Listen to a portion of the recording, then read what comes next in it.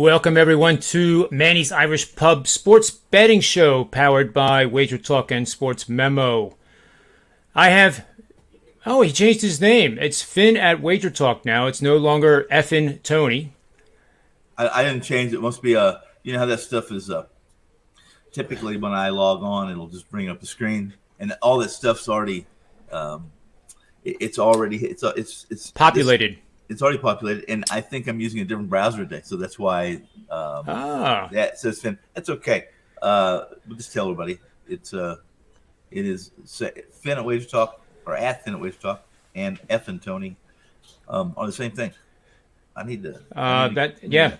Synonymous is the word. Synonymous. There's lots of other things. Lots of other things too, John. I think this F and Tony is kind. It's kind, it's gentle, it's loving compared to some of the things that have been called. Oh, I agree. It has a nice ring to it. F and Tony. Yeah. And Dr. Chuck. Yeah. I said F and referee a couple of times over the weekend too. I will say quite a few times for me. I mean, I had a pretty good weekend, but I'll tell you right now, I lost two games. Two of my losers, I lost in the last 30 seconds of the game. There were some frantic finishes in the NFL, if that's what you're referencing. No, college. College. Oh, that too. Well, Texas. I had Texas plus the points.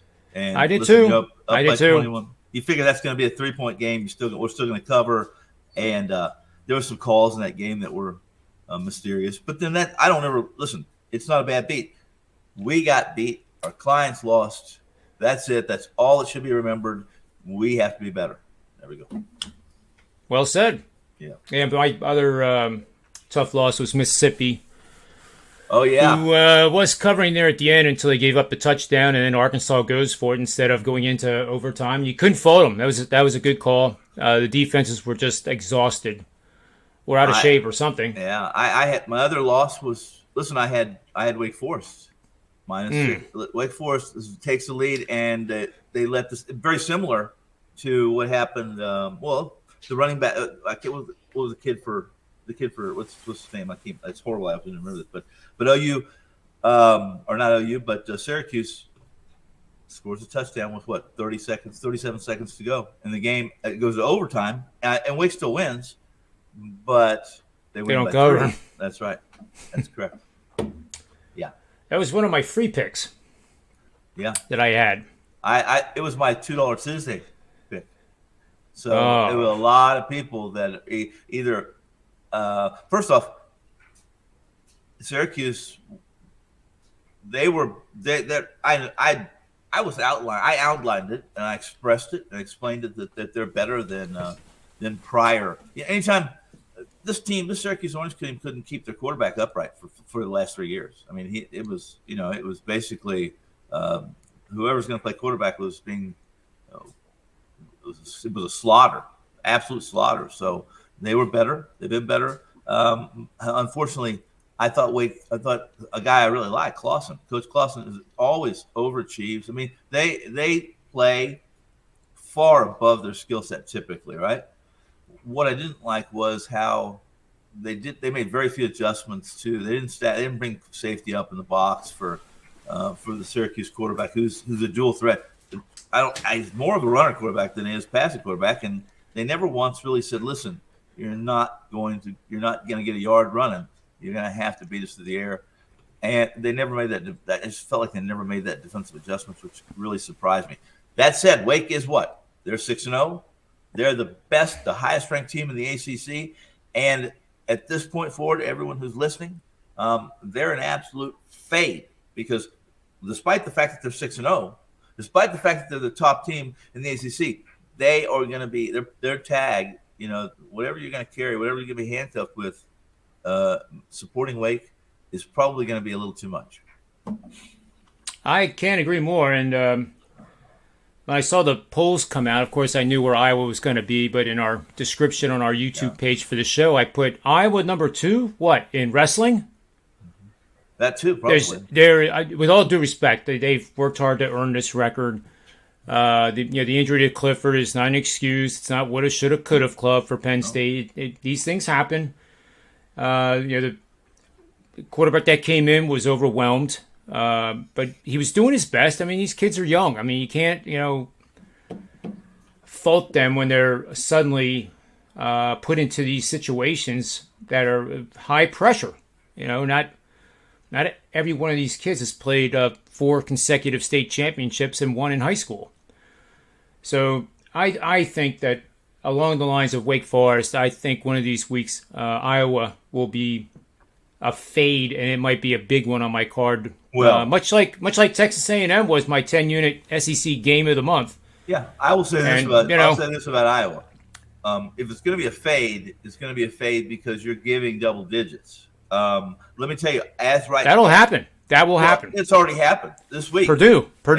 Except this is the deal. You're either, and I'm not saying this is what I'm doing. I'm not. It's one of those where you say, I'm not saying that he did that on purpose, but he did that on purpose. I'm not saying I'm on Iowa. Purdue is effing bad. Yeah, this is a team that is bad. That their record isn't anything near who they are. They're a mess at quarterback. They don't know what offense they want to run. They don't know what scheme they want to run. And this is a team that went, they undefeated or they won maybe one loss. Well, they got destroyed by Minnesota. And Minnesota is as one-dimensional as any team in division in FBS football. Outside of maybe Georgia Tech or Navy Georgia Tech Army. used to be, not Georgia Tech. No, Georgia, yeah, that's true. Good point. Georgia Tech's new. They're reborn. Yep. But Purdue, much to your point, horrible. So why is the number 2 ranked team in the nation? This game reminds me of Oregon when they were number 3 going up against Stanford, and they were only favored by 8 on the road, which is essentially this line. Iowa's at home. That's the difference. But they're the number 2 team in the country, and they're only 12.5 points better than Purdue. Well, yeah, that's irrelevant to. Here's the deal. Let's be honest. Let's understand. Let's call a spade. These are AP rankings. This is what you know what it means. Well, they're stupid. If I could muster up gas, I would tell you that's what it's worth. Because that's all it's worth. Dr. Chuck, welcome to the show. Yeah, I mean, and just to piggyback, AP rankings, they just favor goose eggs. It doesn't matter. Right. You got to use metrics, and you got to use, like one of the things that I use the most is how many losses would you have if you were an average team and you played the schedule you played, et cetera, et cetera. You're absolutely right. Here's the deal. It is for people like us. It's supposed to be for those such as us, and that is, it's a huge advantage for us. We're going to gain if we want to fade. If we want to fade Iowa, we're getting an extra point too, maybe more, because of their ranking. That's exactly why you said last week. Yes. One of them, and you said only. And for me, I do both football levels. But this is why you said the only time you use power ratings is in college football because there's so many teams and you want to be able to decipher it. But there's nobody that's going to come on Manny's Pub Show that has Iowa as a single-digit power rated team. No, I mean, no. I'll say this. I said it on. I do an XM Series show every Friday night, and we had a discussion about Iowa. And I said it then. I'll say it again, and that is that Iowa had to that point to get to this game, to the point, to this Nittany Lions versus Hawkeyes game. This is a well-coached team, guys. They'll have more NFL draft. They'll have more kids that go to the NFL than Ohio State in this draft. Here, they had not. The coaches are again well coached. They didn't have any reason to show anything offensively in their first 5 games because the opposition gave them short fields on everything they did. Everything they'd done, their average starting drive was on the opponent's side of the 50. First 5 games. And it's not like they hadn't beat 39-yard line. That's right. It's not like they hadn't been challenged by a few teams that are capable. They just did everything right, and it's one of those situations where last week was a little different.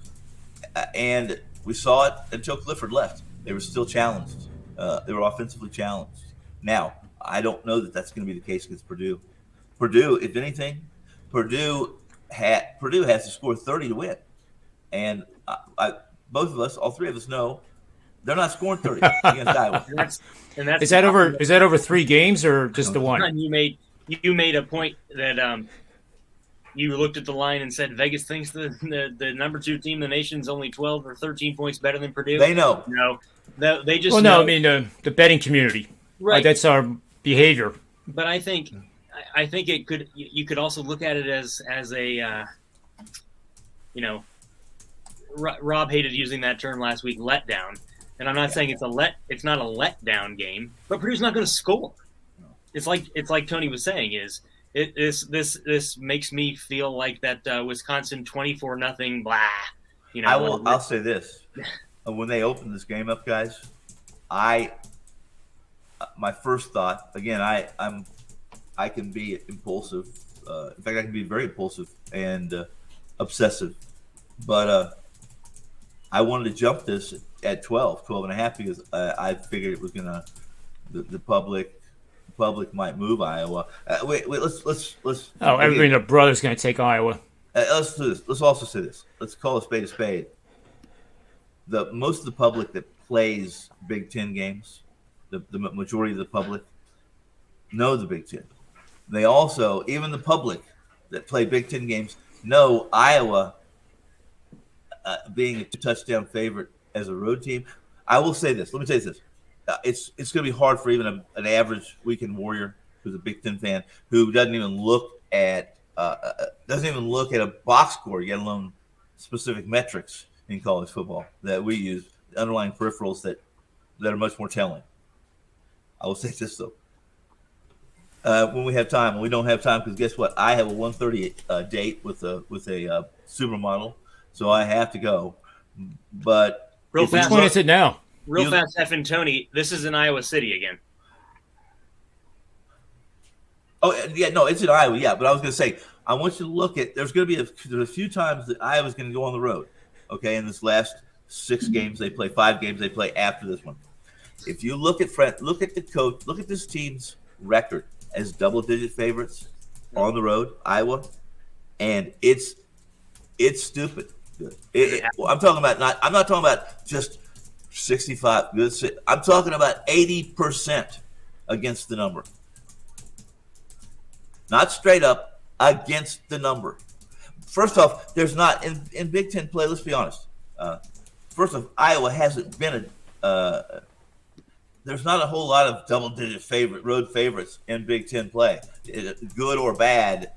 For the most part, teams in the Big Ten are pretty conservative play callers. Even Michigan, still Harbaugh is still a little too conservative for me. And again, we talked before you came on, Doctor, was that Ohio State's really the only team in the Big Ten who has made that has grown with college football, and they'll throw the ball around the field. They can score. They're much more explosive, much more dynamic offensively than Minnesota or even a Michigan State, who has a terrific running back right now. And he's just had a season that's over the top too. He's got to be considered. While I don't think a running back wins the Heisman this year, he's got to be considered in that. He's in that conversation. He's in the talk. Yeah. Yep. All right, Tony. So jumping ahead. Yeah. Because I want to see if you'll get you on record, and I know where John's going to stand. They're off, and then Halloween they got Madison. What do you think? It ends then, right? Who? Iowa. Oh, you mean you're saying they got a bye week next week? Yep. Yeah. They go. Then they have 5 games remaining. Mm-hmm. Is it 5 or 4? I think it's 5. I think they have 12 regular. They don't play Ohio State. They don't play Michigan, Ohio State. Nebraska's on the road, but it's Madison on Halloween. That is, I think. Iowa is in Madison. Yeah. Well, here's the deal. I think the team that beats Iowa, straight up. Are we talking straight up? I think they have to be, to some degree, they have to be balanced and dynamic to some degree offensively. I don't see that team. Now, against the spread's a different story. But I looked at their schedule a 3 weeks ago, and in fact, I mentioned on this, if they win this week, there's a pretty good chance they're going to go into the Big Ten championship game undefeated. You really think they're going to beat Wisconsin, and that Wisconsin's not going to get their head out of the rear end and actually? I don't. think that, Well, tell me how Wisconsin can score other than running the football. How do they score? Well, how's Iowa going to score on them? That because they will turn them over and they will make them passive. They will stack the ball. Do what they do, and that is basically try to run the ball on us. Well, we want you to throw it because we'll just wait for you to make a mistake. Every team has made a mistake. What they've done against opposing teams, I mean, again, they're just well coached, guys. That's how they're going to score. Iowa's not. Wisconsin, wasn't it Wisconsin we talked about with they defensively they're good. They're good. They're fine. If they can run the football and play well effectively defensively and get a couple turnovers, be plus turnover, then they're tough to beat even Madison. But even the Nittany Lions struggled against Wisconsin week 1. Wisconsin destroyed them as far as the stat sheet goes. Yeah. But they're so one-dimensional. A good, smart, well-coached team will beat Wisconsin if they're playing in Aaron Rodgers' backyard with bot officials. A lot of that makes sense. And I'm not saying sour grapes. And I know John already did his mea culpa, but I mean, Yurcic's first game with Clifford was that game in Madison. True. Yeah, that's your excuse. That's everybody. Everybody said that to me. And they've looked better, and they've looked better and better together every week. And it's not. Iowa doesn't have to ask for forgiveness for anybody for winning that game. They don't have to. But we have to admit what we actually saw. Yeah, I'm telling you, I'm still that guy that I trust everybody in my life. I trust everyone till they give me a reason not to. Yeah. Iowa has still not given me a real reason to doubt the fact that I trust their coach staff. They have the ability to be creative and do some things, and they're going to have to. At some point, they've already got them in their back pocket. I'm telling you, this coach staff already has certain plays in their back pocket ready to go in case they have to be used. And they have to be more creative above their skill set offensively. Well, I guess, looking ahead without belaboring this point too much further, that's part of what I was saying is Iowa has the better personnel and the better offense, and they're going to go to Madison with a week off. And so you bring up a good point. They're probably they might get a point. Well, let me ask you this: what was I'm quite certain there was a look-ahead line on this. I don't have mine. I can't pull them up instantaneously. But there's a look-ahead line in this game, that Madison Iowa game. Without question, I wonder what the look-ahead was on that game. Right. I know. I'm going to guess Wisconsin is a 3-point favorite at minimum. I was afraid I was going to be getting points, and then I will be shocked if status quo, if everything is as it is right now, and Iowa has their record undefeated, untarnished, let's say it's still there, and Wisconsin plays well. I can't imagine that Iowa's not the favorite. I'm not saying they're going to be overwhelming. I'm going to say 3 or less, 2 or less probably, but a pick 'em is probably a fair. I think it's a fair guess. It's an educated, although everything we've said illogical. Well, I mean, let's put it in this terms. What would Georgia be favored if they were playing Iowa this Saturday? They would be favored by 17 points. I would agree. I was going to say at least 14.5. I will tell you right now, and I'll just spit it out and give it away. It would open at 14.5. Joe, yeah, well, let's put it this way. If right now you saw, first off, I don't care. Personally, Georgia, Kirby Smart has waited for this moment for years and years and years, where halfway through the season he has less losses, but less losses than Alabama, and he actually has a defense that can outscore the deficiencies of their offense. And they're still, listen, this team, are you gonna? I'm all in right now at 23.5. I'm all effing in on the Bulldogs over Stoops, Mark Stoops, his best team, Kentucky's best team in 3 decades, probably, right? Yeah. And this is a team that beat Florida. This is a team that has done almost everything right, but they're not that dynamic offensively, and they're good defensively, right? Very good. 23. That's asking a lot of Georgia to score basically to win the game 24-0.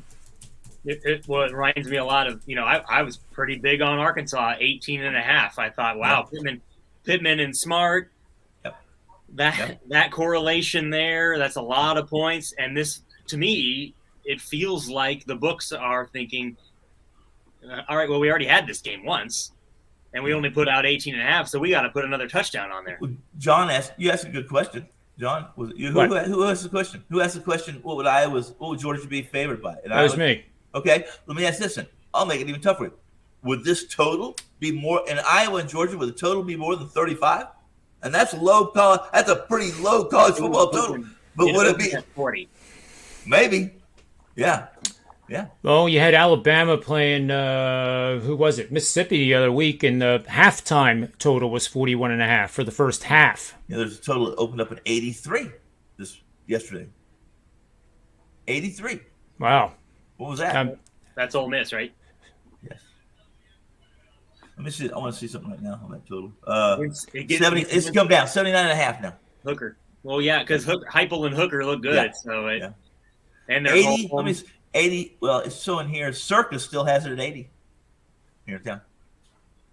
And understand, I've played a Big 12 total in the last 5 years that was right at 80, and everything got and it didn't go over it. They scored 105 or 107 points in that game, but everything has to go right in a total of 80 because you can't be kicking field. There's no field goals allowed. In fact, there has to be a sign. I'd go to the stadium. I say, listen, I got the over in this game, and you are not allowed to kick. I have a sniper up here. If somebody brings their field goal kicker out, he's dead. No field goals because I got to get over my 80. But yeah. This is the same Tennessee team that let Pitt score about 300 points. Let me tell you, here this Tennessee team. I'll the first one to admit to you right now that I played under 6.5 season wins. Tennessee got absolutely. It was grand theft. What happened to this roster in the offseason? They lost 7 or 8 5-star recruits. Listen, there's some college football teams that in 80 years don't have 8 5-star recruits. Yeah. They lost them to the transfer portal. Yeah. Lots of Oklahoma. And here's the deal though. If they buy into this Josh Heupel system and he can get them to execute it to any degree, we just saw it. We've seen it last couple. They've gotten better and better. And I'm at this point in time, I'm ready to take my under 6.5 season total. I'm ready to go down to and I know the guys know where I bought it from. They'll buy it back from me. I just want to go see how much they'll give me for it because I'm not feeling very good about it. I only have 2. Speaking of futures, I only have 2 futures, and I got a big one over the weekend with Utah. So, well, hey, before we do our best bets, and I say this tongue in cheek, but is Ohio State still in the Big Ten? Well, or do they just suck and they don't get any consideration now at all? They don't. Listen, they have not. That's what's so ridiculous about polls. Well, yeah, listen. If you're gonna get a hernia and blue balls over polls, then you need to get therapy. Don't ignore them. Ignore them, John. Ignore them. Ignore them. I think we do. Tony, you got to use them. Well, yeah, no, but that's fine. Last week, what did I say in the show, John? We talked about Ohio State. I said, listen, I can't keep. I'm pushing myself away from my computer because this ridiculous 20.5. I told you, Ohio State 20.5 is stealing money. Yes, and I didn't push in. I didn't do it because. But if I had to do it again, if that's that way this weekend, I'm in. Ohio State's. There's nobody in the Big Ten right now. All things equal, if they played to their skill set, nobody can even. They can't be in the same. They can't be in the same playground. Making Ohio State kick left-footed and throw left-handed. They can't play with them. No, and it's going to be a painful. It's going to be a painful over here in Columbus. Yes. If Michigan Michigan Well, no, comes in with a goose egg to that game, boy, if they come in with a better record and we just slaughter them. Somebody yesterday, I was listening to a pod. So I listen to as many pod. I try to listen to someone working, and just to get because I like listening to what other people have to say. And sometimes it light a fuse or send some electricity to a light bulb above my head to give me an idea. But somebody was pretty passionate yesterday, and I don't remember who it was, about Michigan taking down Ohio State this year. And I didn't help. I should have stopped to get the name of who it was and paid more attention. But all I did was smile and say, "Wow, John Harbaugh is going to have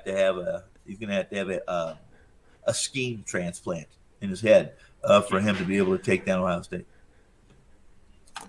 Absolutely. Oh, absolutely. Yeah. I mean, if there's that thinking out there, and if they do, can you imagine how good the Manny's Pub show is going to be when everyone just puts out a best bet? I mean, if Michigan does have a goose egg and Ohio State has a loss, we knew, John. And it's here's another thing. It was funny. We talked about this Michigan-Nebraska game, and we all said, because John he's thinking, his thinking's correct. He's saying, how can this line only be this? Well, and how can it be going backwards? Because these guys that run sports books, believe it or not, they have some. While they want to put a number out there, they're just going to get the same amount of money on both sides. This game was set up for Nebraska. And in truth, Nebraska wins that game. Adrian Martinez was great until rubber had to meet the road, and he fumbled there late in the game. And all you saw, what did you see? It's just they as soon as he fumbled, they're ruthless and they're brutal and they're cruel. And that is, the networks immediately cammed over to the sidelines to get a picture of Frost. And all Frost did when he fumbled was. And that will be the first and only and last time that Tony Finn uses Adrian Martinez and great in the same sentence. He was good. Listen, Adrian Martinez, terrific talent, but fairly limited on accuracy with throwing the football, and in truth, when you're playing behind Adrian Martinez, it's kind of none of this. If Nebraska was winning, and they had, the thing Frost hasn't done very well is he's ignored the black shirts. The black shirts are who Nebraska's been for 80 years, and the black shirts no longer exist. Not like they used to, and they're just not good enough defensively to basically overcome his reckless style of play, which, if they were better defensively, guys, a turnover here or there would not have cost Nebraska game after game after game. They just don't have any room, no margin for error at all. And Martinez is not that guy. He's also been in Lincoln since 2013? Is Martinez? Oh, he's a 20-year senior. He's a super senior. Yeah. I think he played for Pelini's first year, maybe. I don't know. Yeah. Well, I'm still one of those that Nebraska deserves everything. Yet they left the Big 12 for money. They got their money. Yep. But they haven't been a shadow. What happened to our buddy? He left again. He disappears. I think he goes and maybe does a few tell him it's okay to vape on this show if he wants to. He has a young family. I think that's what happens. He has 3 young girls. I just got pinged, so I'd like to you want to give out a free play? Yep, go ahead and I'll. Okay, I'm gonna give you a. Remember that? How did I do on my 3-team? Did I hit that parlay that? Yes, one you did. I yes, did, you didn't did. I? I yes. did. Yeah, I didn't pay much, but it was short, 2.5 to 1 or something like that, right? I know, it was great. I have another one that is going to be similar. No, it won't be near that bad because I'm going to lay the points. I'm going to lay the points with Baltimore, the Ravens tonight. Okay. Baltimore, and I'm going to throw another game position. I'm going to say -4.5. Okay, -4.5 first half, -7 second half, and I'm saying 7 for the second half. While it's you mean mostly full game. Full game. There's mostly 7.5 that are, but there's a couple. There's 7 minus 120 at Penny. There's still most of the 7.5s out there are either plus money or small juice. So it's a 7. They've pushed that hook out there. So it's 7 for the game, 4.5 for the first half. And if I showed you these metrics on Carson Wentz, on his he's only throwing 33% of his passes. 33, only 33 are beyond the first down marker. He's dinking and dunking over 20.5 completions.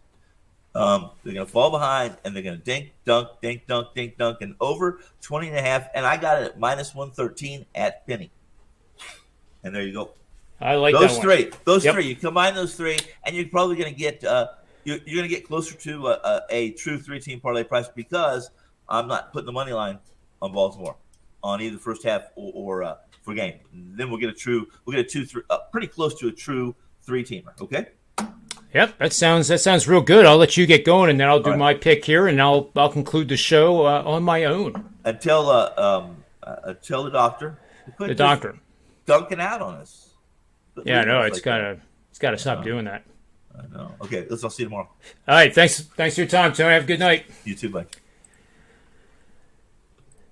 Yeah, obviously you can't deny the fact that Tony Finn is one of the best guys out there, and it's just such a pleasure just to listen to him talk, and so knowledgeable, and better yet, he wins, you know. And speaking of winning, I'm going to put this here. There are all kinds of specials being run right now. To get involved, it's going to be a 5-sport month, guys and gals, coming up very soon. Obviously, November will then continue that 5-sport month, and you can get special discounts right now from sportsmemo.com to get on my subscriptions and be able to not know that you're not going to miss a play. You don't have to worry about getting it. It'll email to you automatically. It's $359 using the code COMBO359. That is combo in capital letters, COMBO 359, $359. It's a flash sale by Sports Memo. It's good through this Sunday. College football and NFL seasons for the price of one.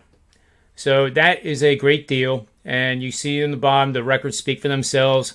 Been doing this for 27 years, folks, and I think it's safe to say that I kind of know what I'm doing here most of the time. Bonus number 2, I was very good in NBA, and especially March Madness is one of my niches. It just brings out the best in me. So NBA, NHL are right around the corner, and you can get 50% off a 30-day all-access pass and get plays in all 5 major sports for around $3 a day. That is using JR50 to get that code as a 30-day all-access pass, JR50. But the best value is the football, college, and pro, $359, combo $359. That gets it all the way to the Super Bowl. And that is a good bargain indeed. Now I'm looking here at the prop bets on DraftKings, and I actually wanted to pull up Major League Baseball tonight. And Dodgers are minus 210 with Matt Scherzer on the hill. Not surprising there, but if we go to the player props, let me get here real quick. Pitcher props, we want. What am I looking at? Oh, over strikeouts. So we're going to go over 7.5 Max Scherzer. Over 7.5. And it's minus 120 right now. You know I don't like paying minus 120, but I like the number. I think, very high probability he has 8 or more against these Rays. And, he's pitching at a very high level right now. So I like that one quite a bit. And then in the Red Sox game, I like Rodriguez over 4.5 strikeouts. So we got Scherzer there, and then we got Rodriguez over 4.5, and that's actually it's very tempting for me to do double pizza money on that. So that would be basically a full unit if you say a 0.5% is a pizza money bet. And I think we will do that. We'll double up and do 1 unit over 4.5 on Eduardo at even money plus 100, and then half a unit over 7.5 strikeouts for Scherzer. So that's it, guys. You got the pick from Tony Finn, which is always a very good one. And we have college football. Dr. Chuck and myself produced 2 shows today that will be up later tonight or first thing in the morning after they get edited by our fantastic production crew at wagertalk.com. And on behalf of them, myself, Tony Finn, and all the guys that I'm fortunate enough to have on this show as guests, may all the wins continue to be yours.